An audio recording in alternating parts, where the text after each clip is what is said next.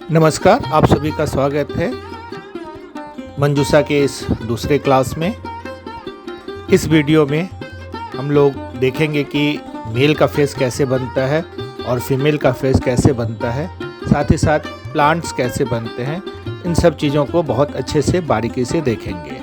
आमतौर पर जब इस आर्ट में, मंजूषा आर्ट में फेस बनता है तो साइड फेस बनता है, यानी कि एक चश्म चेहरा बनता है और इसके फोरहेड का फॉर्मेट नहीं रहता, तो डायरेक्ट स्लोपिंग रहता। आप ड्राइंग में देख ही सकते हैं। जैसा कि मैंने ऑलरेडी आपको पिछले वीडियो में अच्छे तरीके से बता दिया है कि ग्रीन लाइन से, इसमें बेसिक ग्रीन कलर के लाइन से ड्राइंग होती है और येलो और रेड का इस्तेमाल होता है, यानी कि कुल मिला के 3 कलर का ही इस्तेमाल होता है। मेल के चेहरे में पगड़ी अति आवश्यक है और उसकी मूंछ जो उसको प्रेजेंट करेगी कि वो मेल है। साथ ही साथ फीमेल में चुन्नी, बाला, कुंडल आदि बहुत ही ज़रूरी है। तो चूँकि फेस का ड्राइंग कर रहा हूँ मैं, तो कुंडल इसमें होना बहुत ज़रूरी है। इस आर्ट फॉर्म को पिछले 10 साल से जीआई टैग मिला है। जीआई टैग उन चीज़ों के लिए मिलता है जिसकी गारंटी हो कि वो ओरिजिनल है। तो इस आर्ट फॉर्म को भी जीआई टैग प्राप्त है और आप इस आर्ट फॉर्म को डिफरेंट ऑनलाइन साइट्स से भी परचेज कर सकते हैं।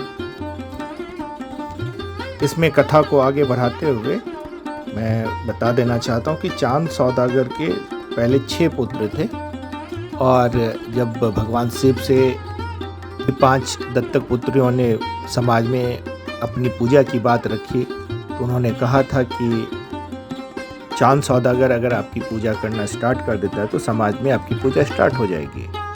और चांद सौदागर ने इस पूजा करने से मना कर दिया और इसी के बदला के रूप में उसके पहले 6 पुत्रों की मृत्यु हो जाती है और बाद में फिर एक पुत्र की प्राप्ति होती है चांद सौदागर को, जिसका नाम होता है बाला लखेंद्र, जिसकी शादी होती है बिहुला से, अर्थात बिहुला उसकी पत्नी होती है। तो आपको हर जगह पे इन फॉर्मेट का इस्तेमाल करना है, चेहरे का इसी फॉर्मेट का इस्तेमाल करना है। साथ ही साथ आप देख ही चुके हैं कि पत्ते का फॉर्मेट या प्लांट्स का फॉर्मेट कैसा होता है। तो आपको आमतौर पे बहुत सारे फोक आर्ट में इस तरीके का प्लांट मिलेगा, तो वो कॉमन फॉर्मेट ही है। वीडियोस में संभवतः आपको देखने में ब्लैक लाइन लगे, लेकिन ये सारे के सारे डार्क ग्रीन का लाइन है, तो आप डार्क ग्रीन का ही इस्तेमाल करें, ब्लैक लाइन का इस्तेमाल नहीं करें। इस चित्रकला में निश्चित पैटर्न में ही काम किया जाता है, यानी कि चेहरे में येलो कलर ही डाला जाता है। आप बहुत ज़्यादा इसमें छेड़छाड़ नहीं कर सकते, अदरवाइज़ इसका पैटर्न चेंज हो जाता है। इसकी यही पहचान है कि वो 3 कलर से काम होता है। तो आप देख ही सकते हैं कि मैंने दोनों चेहरों में येलो का इस्तेमाल किया हुआ है और पत्ते में चूँकि ग्रीन लाइन होता है तो उसके बाद उसमें येलो कलर भरा जाता है। इस लोक कथा के अनुसार बिहुला और बाला के पहले ही रात में, विवाह के पहले ही रात में सांपों द्वारा लखेंद्र बालक की मृत्यु हो जाती है और उसके बाद स्वर्ग तक जाने के लिए जो नाव को डेकोरेट किया जाता है, जो नाव के ऊपर शेड बनाया जाता है, उसको ही मंजूषा कहते हैं।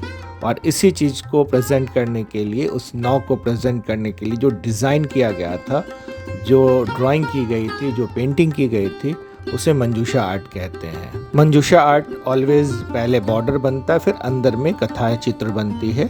इसीलिए मैंने पहले वीडियोस में बॉर्डर बता दिया, अब फेस का बता दिया। मूंछ और आइज़ में ग्रीन कलर का इस्तेमाल करने के बाद आप बाकी जगहों पे रेड का इस्तेमाल कर सकते हैं। इस मंजूषा चित्रकला शैली को प्रकाश में लाने का श्रेय भागलपुर के ICS अधिकारी VC आर्चर को जाता है, जिन्होंने कि इस कला को वर्ल्ड वाइड फेमस कराया। VC आर्चर का नाम आपको मधुबनी कला में भी सुनने को मिला होगा। इन्होंने ही लंदन स्थित इंडिया हाउस में भी इस चित्रकला की कई प्रतियों को प्रदर्शित करवाया और बाद में चल के बाला लखेंद्र के विष का हरण जो किया गया, विष और हरण दोनों को मिला करके नाम बनता है विषहरी का, और इसी से इस पर्व का नाम विषहरी पर्व है। उन 5 बहनों में से एक का नाम विषहरी था। वीडियो देखने के साथ साथ ये भी श्योर कर लें कि आप साथ साथ प्रैक्टिस करते चलें, तभी मैं आने वाले लगभग 10 वीडियो के बाद आप अच्छी तरीके से मंजूषा आर्ट कर पाएंगे। और यह मेरा चैलेंज है कि अगर आप साथ साथ प्रैक्टिस कर रहे हैं और मेरे से साझा कर रहे हैं तो आप कंप्लीट इन्फॉर्मेशन इसका प्राप्त कर पाएंगे। आगे के वीडियोस में मैं आपको अच्छे तरीके से बताऊंगा कि पेंटिंग कैसे स्टार्ट करना है, तो बने रहिए इस चैनल पे। यहाँ तक वीडियो देखने के लिए आप सभी का धन्यवाद। जय हिंद, जय भारत।